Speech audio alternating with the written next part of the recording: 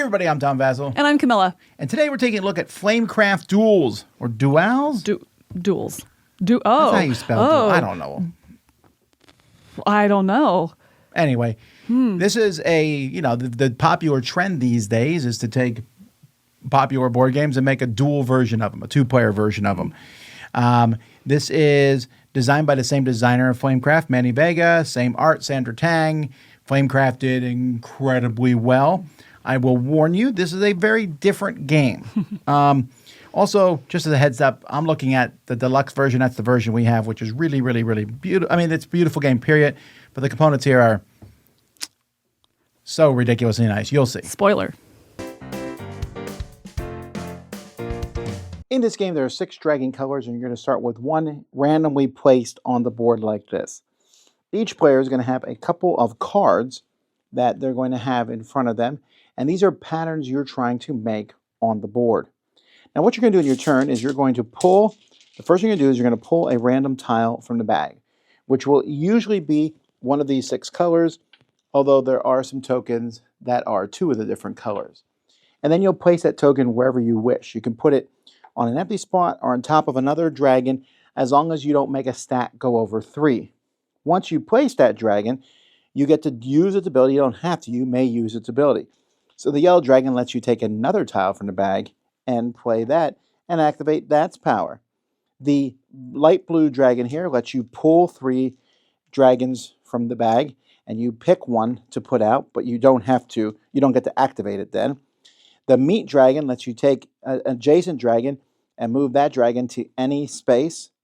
The purple dragon lets you swap any 2. The iron dragon lets you move 2 adjacent, 1 space each. The green token, when you activate that one, lets you activate another token that's next to it and do that special ability. And that's what you're going to do at the end of your turn.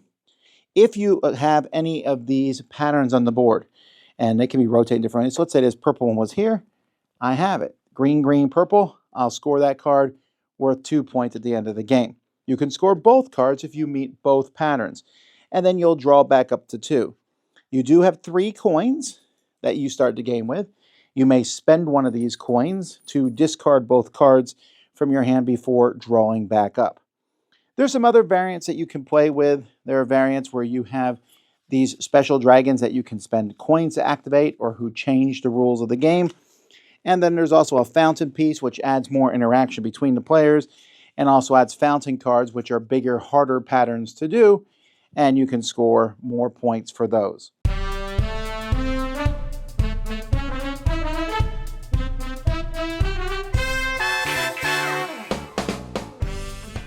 It's hard for me to talk too much about the components because ours are so nice. I'm assuming the regular box, they're just discs, and the artwork's going to be the same and everything. But this is, my son was very impressed when we played this. He's like, wow, the whole production. I'm like, yeah, this is one I can see people being pretty happy to own. Those discs are amazing. And a great gift as well. You know, I mean, it definitely feels like a deluxe version for sure. And then the acrylic chits, it feels really good. And Sandra Tang is one of my favorite artists. So I love her stuff. And so that's great. They are reusing 90% of the artwork here, I think. I think so.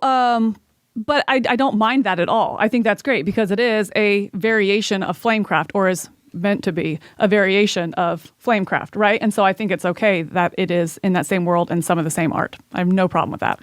Well, spoiling it there, it is not like Flamecraft. 'Tis not. I don't know that it's like Flamecraft at all, except the dragons have different abilities. Right. Sort of. The original and the cards had abilities. Here the discs have abilities. The abilities are, this is a game that's very much in vogue right now. It's been in vogue for 10 years, of make patterns. But what Flamecraft Duals decided to do, and I'm going to say this not necessarily in a negative way, but it could be construed negatively. How hard can you make patterns? They didn't try at all. Yeah. You're making a line of 3, a line of 3, a line of 3, a line of 3, and it's not hard to make them. In fact, I would posit that on your turn, if you can't do one of the cards in your hand, maybe in the first couple turns before the stuff, but after the first couple turns, if you can't do one of the cards in your hand, you ain't trying. Right. And I'll take it a step further that if you don't do one of the cards in your hand on your turn, you probably lost that turn. There it is. The goal is to try to do 2 of them on your turn, Right? If at all possible. And I still would wonder what it's like. I might mess with some house rolling. Like, why not have 4 cards?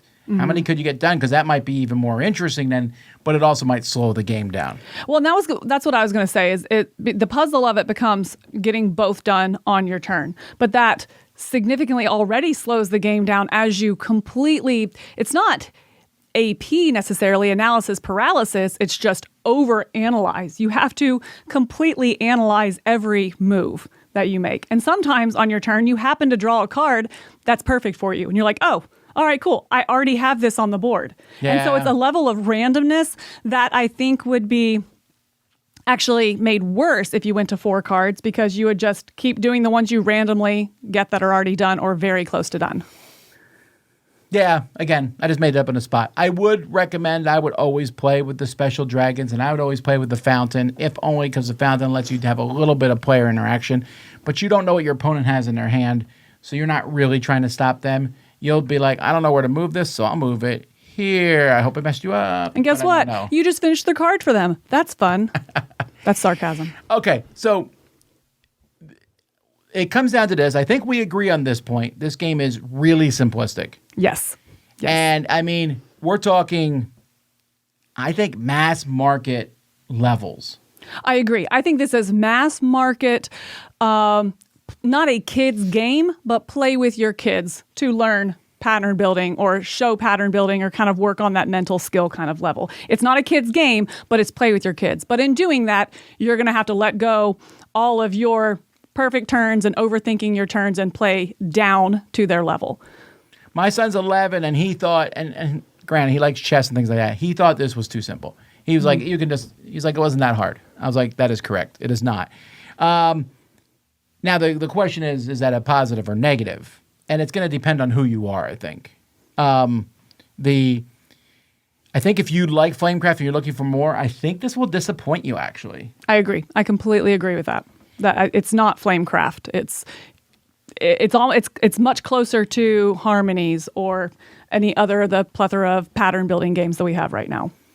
Yeah, but I would play Harmonies over this one. I'm sounding pretty negative. I think this is a good game for its audience. This is a good game in the audience of, hey, you're new to gaming, try this one out. The bright, colorful things are going to attract you. It's wonderful artwork. It's simple in play.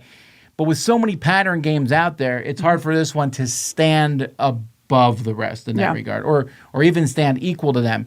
And especially when we're in a thing where we've seen Seven Wonders, and then Seven Wonders Duel, which was even more nuanced, interesting game. Yeah. And we see other games, and then the Duel version, Azul Duel, and these other games, and they take it, and it's a different game, but it has some similar feels, but it's unique. This one is like Flamecraft, which already got some negative buzz for being light. Mm-hmm. This one's like, hold my beer. Absolutely. I will be even lighter.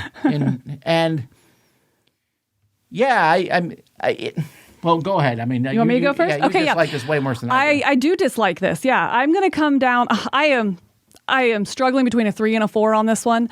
I think I'm going to come out of 4. And the reason I'm going up a little bit is because I do think there is that audience for it. If you want that simple pattern building, closer to a mass market, play with your children, maybe homeschooling, teaching some patterns. But that being said, in that, I think there are much better games that do that equal that would fit better for that audience there. So in that audience, I'll move it up to a 4. But man, I just found this to be pretty soulless, honestly. I think it is a soulless version of pattern building games. I think there's a lot of randomness in the cards, in the dragons that you draw.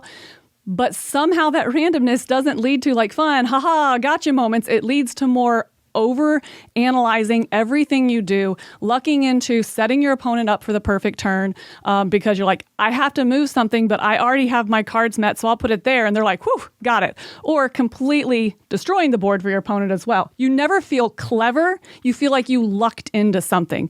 But to get to that luck, you still were thinking really hard on your turn. And so it's just this mismatch of emotions, I think, during the game that leads to just a soulless kind of gameplay where Flamecraft is not. And that's, I think, what I was hoping for and looking for in this package. And I think it is a pretty big miss. I really like Flamecraft a lot, too. I I don't dislike this as much as Camilla does. I'm trying to take it as what it is, although to be fair, I often dislike games and they're like, take it as it is. But I keep thinking about it, right? My rating has dropped a bit as I thought about it. If this was a kid's game, Yes. lower elementary kids, Right. Yes. I would probably give it a 7 in that regard. But it's not being marketed that way, so I can't do that. I'm coming in at a 6.5. It's close for me. I don't hate playing it. I'm amused by it, and the components definitely are part of that. The components For artwork sure. that adds to it. Absolutely. But I don't know. There's a lot of these games out there. This one's 2-player. I don't know I don't know why it being 4-player would have changed anything. If this same game had a slightly bigger board and you could play 4-player, would I have to change any rules? I would have to change 0 rules. Agreed. You would draw a tile and put it out there. So there is no duel here. Right. There's just you making patterns. And if you're looking for a bright, beautiful game and you have people who don't play a lot of games and want to play something very, very light, then this is for them. And I did put this on my best productions of 2025 for a reason. I thought it was a really gorgeous little game. Yeah, it's stellar. And I think a lot of people are going to like it, and I'm amused by it. But I doubt I'll play it much more, too. So I can't give it a 7 for that reason. So there you go. That's Flamecraft Duals. I'm Tom, the Blue Dragon. I'm Camilla. Is there a purple? Dibs on purple. Yeah, I'm a little pink. I don't know what I'm saying. All right, we'll see you next time.